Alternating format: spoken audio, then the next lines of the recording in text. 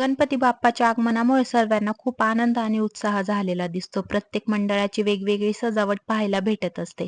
काल आम्ही नाशिकमधील गणपती बाप्पाच्या दर्शनासाठी गेलो होतो. तिथे पाहिलेले सजावट व कार्यक्रमाचा अनुभव अविस्मरणीय ठरला. तिथे लहान मुलांसाठी पाळणा, मेरी गो राउंड ट्रेन होती. हे दृश्य ओवीसाठी नवीन होतं. ओवीसाठी गदा घेतला होता. तिला गदा खूपच आवडला. ती सोडायला तयारच नव्हती. यानंतर बघितलं छत्रपती शिवाजी महाराजांचा दरबार. महाराजांच्या हातातील तलवार आणि दरबारातील दृश्य पाहून मन प्रसन्न झालं. त्यानंतर हनुमानाच्या उड्डाणाचा देखावा.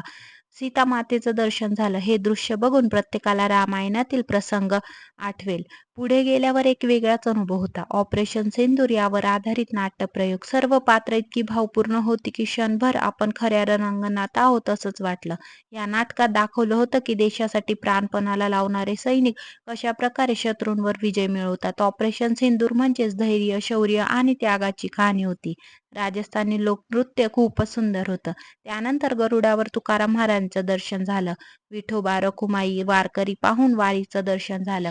बालाजी मंदिराची अप्रतिम सजावट. मंदिराच्या आतमध्ये बाप्पांची मूर्ती होती. या सर्व सजावटी पाहून कला, श्रद्धा आणि भक्ती यांचा सुंदर संगम म्हणजे गणेशोत्सव.